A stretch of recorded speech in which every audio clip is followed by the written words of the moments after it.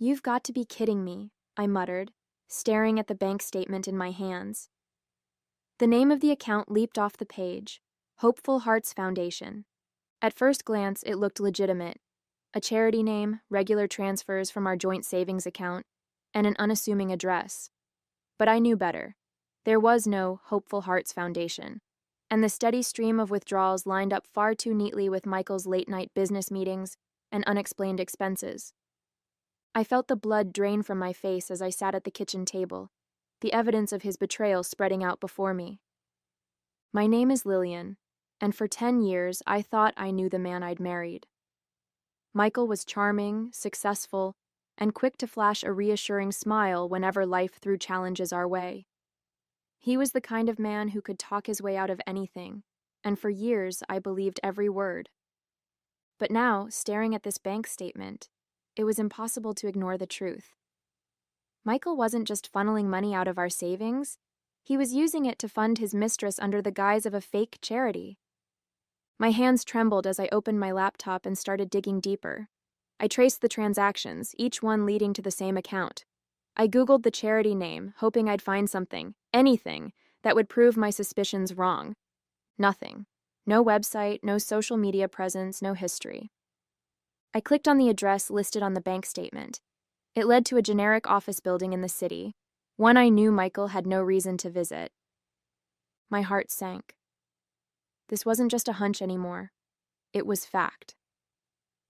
Michael walked into the kitchen an hour later, whistling to himself as he dropped his briefcase on the counter. "Hey, babe," he said, leaning down to kiss me. "How was your day?" I forced a smile, slipping the bank statement under a pile of mail. "Fine, just going through some bills." "Anything interesting?" he asked, grabbing a bottle of water from the fridge. "Nope, same old stuff," I said casually, my voice steady despite the storm brewing inside me. He nodded, oblivious, and walked out of the room. As soon as he was gone, I exhaled shakily, clutching the edge of the table to steady myself. This wasn't the time to confront him, not yet. Michael was smart, but he'd grown careless enough to leave a trail. And if I was going to handle this, I needed to be smarter. Sitting back down, I opened a fresh notebook and started taking notes. Dates, amounts, patterns, it all went into my makeshift ledger. I didn't know what my next move was yet, but I knew one thing for sure. Michael wasn't getting away with this. He thought he was untouchable. That was his first mistake. That night, I lay awake, staring at the ceiling. Michael slept soundly beside me, completely unaware that the delicate balance of our life together had been shattered. I replayed every suspicious moment in my head, the last-minute business trips, the late-night phone calls he took in the garage, and the vague explanations that never quite added up. For years I'd dismissed my unease, convincing myself that I was being paranoid. Now I had proof. The next morning, after Michael left for work, I grabbed my laptop and dove deeper into the trail he'd left behind. The more I uncovered, the angrier I became. Not only had he funneled tens of thousands of dollars into this charity, but he'd also used it to pay for luxury items, flights, and hotel stays. One invoice stood out, a receipt for a diamond necklace, delivered to an address I didn't recognize. My stomach churned as I Googled the address. It was a high-end apartment complex across town. It didn't take long to confirm what I already suspected. The apartment belonged to Rebecca, the woman I'd once overheard Michael refer to as just a colleague. I clenched my fists, the betrayal cutting deeper with every new discovery. This wasn't just about the money. It was about the lies, the manipulation, the audacity to use our hard-earned savings to support his mistress. I called my best friend Amanda later that day. She'd always been the level-headed one, the person I turned to when life felt overwhelming. "You're not seriously thinking of letting this slide, are you?" she asked after I explained everything. "Of course not," I said, pacing the living room. "But I can't just confront him. He'll deny it, twist the story, make me out to be the villain. I need something stronger, something he can't talk his way out of." Amanda was quiet for a moment. "What about the authorities? Couldn't you report him for fraud or embezzlement?" Her suggestion planted a seed. "Maybe," I said slowly, but I need to gather more evidence first. If I'm going to do this, I need to make sure there's no way he can escape the consequences. Over the next week, I became a woman on a mission. I printed every bank statement, copied every transaction, and compiled a file so airtight that not even Michael could poke holes in it. I even reached out to an investigator I found online, someone who specialized in financial fraud. The investigator, Detective Carter, agreed to meet with me the following week. "If what you're saying is true," he said over the phone, "we can definitely build a case. But I'll need concrete evidence to move forward." "You'll have it," I replied, my voice steady. For the first time since discovering Michael's betrayal, I felt a glimmer of control. He thought he was clever, but he hadn't counted on me fighting back. By the time I met with Detective Carter, my file was a meticulously organized masterpiece. Every transfer, every purchase, every link to Michael's so-called charity was documented in painstaking detail. We met at a small cafe on the other side of town, a deliberate choice to ensure Michael wouldn't suspect anything. Carter was a no-nonsense man in his 40s, with sharp eyes that seemed to take in everything at once. "This is solid," he said, flipping through the pages of my file. "You've done most of the work for me." "I had to," I replied, taking a sip of my coffee. "Michael is careful. He knows how to cover his tracks. But I've been keeping this to myself for weeks, and I need to know it's going to lead somewhere." Carter nodded. "It will. With this much evidence, we can launch an investigation into the charity account. If it's as fraudulent as it looks, the bank will freeze it, and we'll move forward with charges." The weight on my chest began to lift, but I wasn't ready to feel relief just yet. "What happens next?" "I'll file the paperwork to initiate a formal inquiry," he said. "But if you want to take this one step further, we can set up a sting. Let him think he's in the clear, and then catch him in the act." The thought sent a shiver down my spine. "You mean wait until he tries to withdraw money?" "Exactly," Carter said, his tone matter of fact. "We'll track the account, monitor his activity, and coordinate with the bank. When he makes his move, we'll be there." That night, I sat in the darkened living room going over everything Carter had said. The idea of letting Michael dig his own grave was tempting, but it also meant playing the part of the oblivious wife for a little while longer. It wasn't going to be easy, but I knew it was the only way to ensure he faced the consequences of his actions. The next morning, I transferred $50,000 into the charity account. It was money I'd been saving in a separate, secret account for emergencies. Money Michael didn't even know existed. But I marked it clearly in the bank's system. Donations under investigation. Michael didn't suspect a thing. Over the next few days, he was unusually chipper, humming to himself as he pored over his phone and dropped hints about big plans. I smiled when appropriate, laughed at his jokes, and played the role of the supportive wife. Inside, I was counting down the days until the trap was set. He had no idea what was coming. The days that followed felt like a test of endurance. Each morning, Michael would waltz into the kitchen with an extra spring in his step, checking his phone obsessively while muttering things like, "Just a little longer, and everything will fall into place." I'd smile from behind my coffee mug, pretending to share in his excitement. Little did he know, the place everything was falling into was a holding cell. Detective Carter kept me updated on the investigation. The bank had flagged the account and placed it under close scrutiny. Every transaction, every login, every transfer was now under a microscope. "He's getting reckless," Carter said during one of our calls. "The patterns are clear. He's making plans for a big withdrawal." "How soon do you think he'll try?" I asked, pacing my office. "Within the next week," Carter replied. "When he does, we'll have everything ready. Are you prepared for what comes next?" His question hung in the air. Was I ready? For weeks, I'd been steeling myself for this moment, but now that it was so close, doubt crept in. "Yes," I said firmly, brushing away the hesitation. "I'm ready." That weekend, Michael announced he'd be leaving early Monday morning for a work trip. He made a show of packing his bag, throwing in suits and ties as though he were heading to an important conference. Another business deal? I asked casually, folding laundry nearby. Something like that, he said with a grin. Big opportunities on the horizon.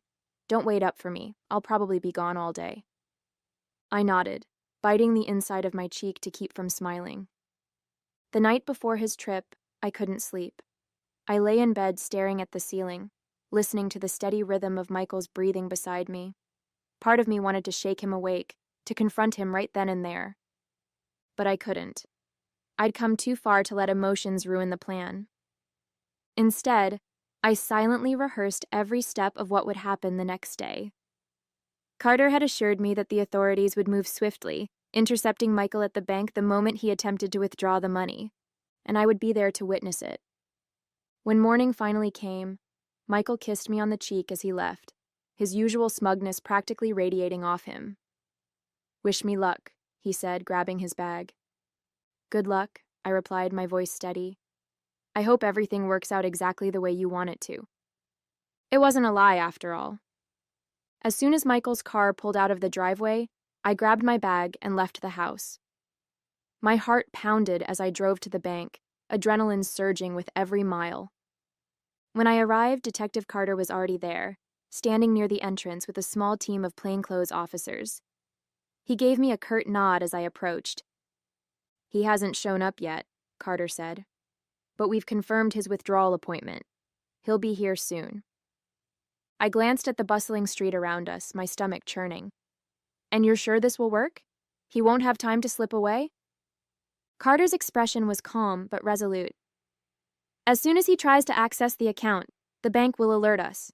He won't get far." I stepped back from the entrance, positioning myself just out of sight. From my vantage point, I could see the doors clearly without being noticed. Minutes ticked by, each one feeling like an eternity. Finally, Michael's car pulled into the parking lot. He stepped out, dressed sharply in a tailored suit, looking every bit the successful businessman he liked to portray. My hands tightened into fists as I watched him stroll into the bank, exuding confidence. Inside, the scene unfolded just as Carter had predicted. Michael approached the counter, handed over his information, and waited as the teller accessed the flagged account. Through the glass doors, I saw the moment the teller paused, glancing nervously at a nearby manager. Michael's confident demeanor faltered slightly, but he masked it with a charming smile, leaning casually on the counter as if nothing was wrong. Then the bank manager approached, followed closely by two plainclothes officers. I couldn't hear what was being said, but I saw Michael's face twist in confusion, then indignation. Seconds later, the officers produced their badges and handcuffed him. His protests were muffled by the thick glass, but his body language told the whole story: shock, denial, and finally, panic. I stepped out of the shadows, standing just beyond the bank's entrance as they escorted him outside. When his eyes met mine, his expression morphed into something I'd never seen before: raw fear. "Lillian?" he sputtered, his voice cracking. "What are you doing here?" I didn't answer immediately. Instead, I pulled a folder from my bag, the divorce papers I'd prepared weeks ago, and handed them to him as the officers led him past me. "Consider this my last donation," I said, my tone icy. His mouth opened to protest, but the officers ushered him into a waiting car before he could say another word. As the car drove away, Carter approached me. "That was clean," he said. "He's not going anywhere for a long time." I nodded, exhaling a shaky breath. For the first time in weeks, the weight on my chest began to lift. It was over. The drive home felt surreal. The morning's events played on a loop in my mind. The officers snapping handcuffs on Michael, the shock in his eyes when he realized I'd been one step ahead all along. I should have felt triumphant, but all I could manage was a mix of exhaustion and relief. The adrenaline that had fueled me for weeks was finally starting to wear off, leaving behind a quiet emptiness. When I pulled into the driveway, Amanda was waiting for me. She'd insisted on coming over to help celebrate, though she knew me well enough to bring a bottle of wine instead of balloons. "Did it go as planned?" she asked as I stepped out of the car. I nodded, brushing a strand of hair from my face.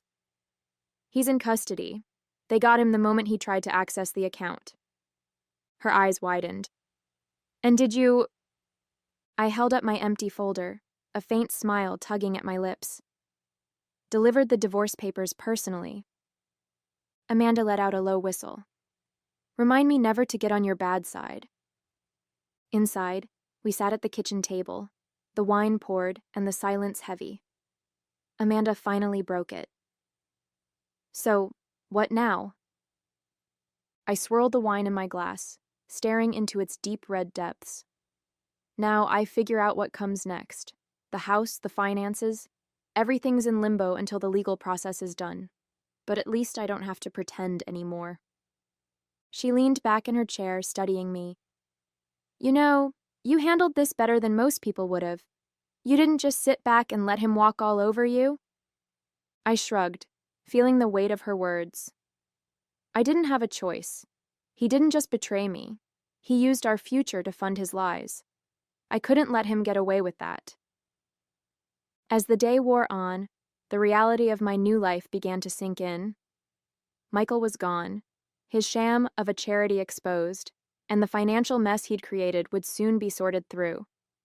There was still so much to do, meetings with lawyers, statements for the authorities, but for the first time, I felt like I could breathe. I stood by the window that evening, watching the sunset paint the sky in shades of gold and crimson. Amanda had left hours ago, and the house was quiet, save for the faint hum of the refrigerator. This house had once been a symbol of the life Michael and I were building together. Now it felt like a monument to his lies. But it was mine now, and I would rebuild it on my own terms. The day after Michael's arrest, the calls started pouring in. Lawyers, investigators, even family members who'd heard the news and wanted the real story. I sat at the kitchen table with a notepad, scribbling notes as I spoke with Detective Carter. The charges against him are solid, he explained. Fraud, embezzlement, and falsifying charity documents. He'll face serious jail time, especially with the evidence you provided. What about the money he took? I asked, tapping my pen against the notepad. The funds are frozen for now, Carter replied. Once the investigation is complete, we'll work to recover what's left. As for the assets he purchased, those will likely be seized as part of the case. I nodded, a sense of satisfaction settling over me. For the first time, it felt like there was a clear path forward. Later that afternoon, I met with my lawyer, a sharp-witted woman named Clara who wasted no time getting to the point. With the divorce papers served and his arrest on record, the proceedings should be straightforward, Clara said, flipping through a thick folder of documents. You'll have a strong case for securing the house and protecting your remaining assets. And the joint savings? I asked, my voice steadier than I felt. That's trickier, Clara admitted. Depending on how much he's squandered, there may not be much to split. But given the circumstances, I'll push for you to retain the lion's share. I nodded, bracing myself for the financial fallout. I just want this over with. It will be, Clara assured me, her tone firm. You've taken the hardest steps already. The rest is just paperwork. Over the next few days, I focused on untangling my life from Michael's. I contacted the bank to update my accounts, scheduled consultations with financial advisors, and started sorting through the mess he'd left behind. It was exhausting, but with every task I completed, I felt a little lighter. Amanda stopped by one evening with takeout and a bottle of wine. You're looking better, she said, handing me a plate of lo mein. Like you've finally gotten some sleep. Barely, I said with a laugh, sinking into the couch beside her. But it feels good to be doing something, you know. For so long I felt stuck, like I was just going through the motions. Now I feel free. She raised her glass in a toast. To freedom, then. I clinked my glass against hers, a smile breaking across my face. To freedom. As the days turned into weeks, I began to see the pieces of my life coming together. The legal proceedings were underway. The investigation into Michael's fraud continued, and I was slowly reclaiming my independence. One evening, I found myself standing in the living room, staring at a bare patch on the wall where Michael's prized painting used to hang. It had been seized as part of the investigation, and in its absence, the space felt brighter, lighter. I smiled, realizing that the emptiness wasn't a void. It was a clean slate, and I was ready to fill it with something better. A month after Michael's arrest, I stood in the living room, surrounded by boxes. The house felt different now, quieter, lighter, almost like it was holding its breath, waiting for its next chapter. I was packing up the last remnants of his presence, ties, cufflinks, and the stack of notebooks he always claimed held his brilliant ideas. Most of it was evidence now, boxed and labeled for investigators. There was a strange satisfaction in watching it all disappear. Each item that left the house felt like a weight being lifted, a small step closer to reclaiming the space as my own. The legal proceedings were progressing smoothly, thanks to Clara's no-nonsense approach. She called one morning with an update. "The judge is leaning in your favor," she said. "Given the circumstances, you're likely to retain full ownership of the house and any remaining savings." I leaned back in my chair, relief washing over me. "That's good news," I said, though the reality still felt surreal. "There's also talk of restitution," Clara added. "If the court finds him guilty on all charges, he could be ordered to pay back some of what he took." I raised an eyebrow. "From where? His fake charity account?" She chuckled. "Point taken. But it's a symbolic victory, if nothing else." As I worked through the legal and financial logistics, I also started thinking about my next steps. For years, I'd poured my energy into supporting Michael and his ambitions, often at the expense of my own goals. Now, with him out of the picture, I had the freedom to focus on myself. Amanda was the first to suggest I take some time away. "You've been through hell, Lillian," she said one evening as we shared a bottle of wine. "You deserve a break, somewhere sunny with no reminders of Michael or his nonsense." The idea was tempting, but I wasn't sure if I was ready to leave just yet. "I feel like there's still so much to do here," I said, gesturing to the stack of paperwork on the table. "You've done more than enough," Amanda insisted. "The house, the finances, the legal stuff, it's all under control. Take a week, recharge, and come back ready to tackle whatever's next." She had a point. The next morning, I booked a flight to the coast. It wasn't a grand vacation, just a small getaway to clear my head and figure out what I wanted my future to look like. As I packed my bag, I felt a sense of anticipation I hadn't experienced in years. For so long, my life had revolved around Michael, his needs, his plans, his betrayals. Now, for the first time, I was making decisions purely for myself, and it felt incredible. When the plane took off, I looked out the window, watching the city shrink beneath me. It was a moment of quiet clarity, a reminder that the past didn't define me, and the future was mine to shape. The trip to the coast was exactly what I needed. For the first time in years, I felt like I could breathe without the weight of Michael's lies pressing down on me. I spent my mornings walking along the beach, the salty breeze clearing my mind, and my afternoons reading novels I'd never had time for.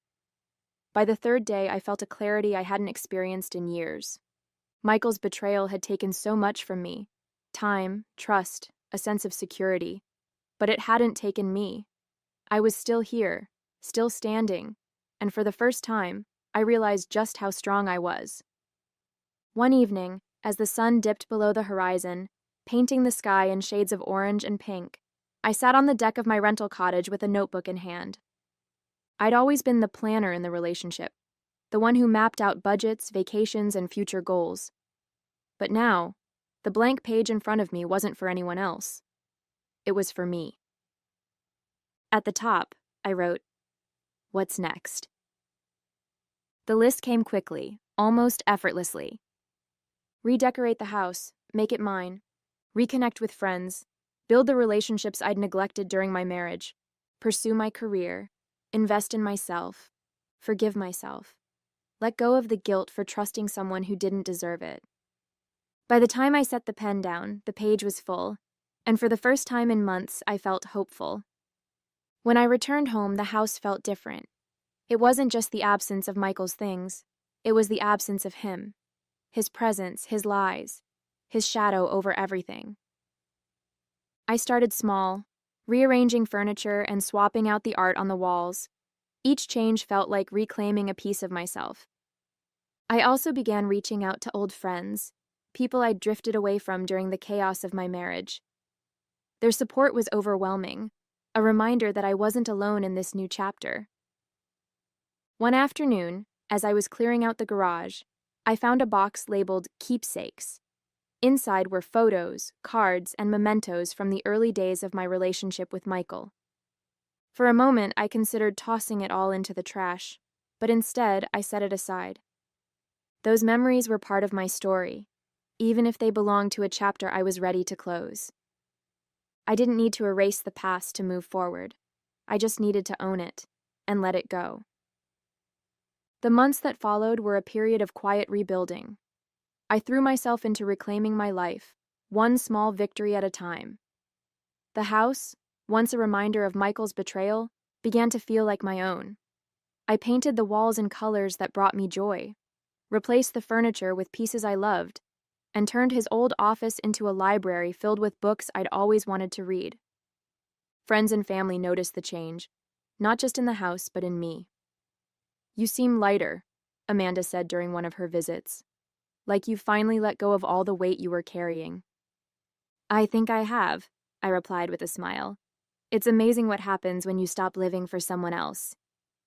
Professionally, I began pursuing opportunities I'd put on hold during my marriage. Michael had always dismissed my ambitions, telling me I was better suited to supporting his vision. Now I was free to build my own. I reached out to a former colleague who connected me with a consulting project. It wasn't glamorous, but it was a start, and it reminded me of what I was capable of. One evening, as I reviewed a client proposal at the kitchen table, I felt a sense of pride I hadn't felt in years. This was mine, not something I'd done for Michael, but something I'd built for myself. Meanwhile, the legal process with Michael moved steadily forward. Clara kept me updated, and each new development felt like another step toward closure. The day the divorce was finalized, I celebrated with Amanda over dinner. "To new beginnings," she said, raising her glass. "To never settling again," I added, clinking mine against hers. A few weeks later, I received a letter from the court regarding the restitution case. Michael had been ordered to repay a portion of the stolen funds, money I knew I'd likely never see, but it was a symbolic victory nonetheless. I tucked the letter into a file, feeling a sense of finality. Michael's chapter in my life was officially closed. That evening, I sat on the couch with a cup of tea, watching the sunset through the newly cleaned windows. The house was quiet, but it no longer felt empty. It felt like home. For so long, I'd defined myself by what I'd lost: trust, security, love.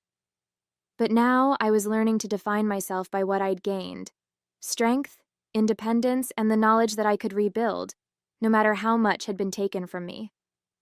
As the last rays of sunlight faded, I opened my notebook and flipped to the list I'd made months ago. Most of the items were checked off, but there was one I still needed to work on: forgive myself. I smiled, feeling a sense of peace. That was a work in progress. But for the first time, I felt ready to take it on.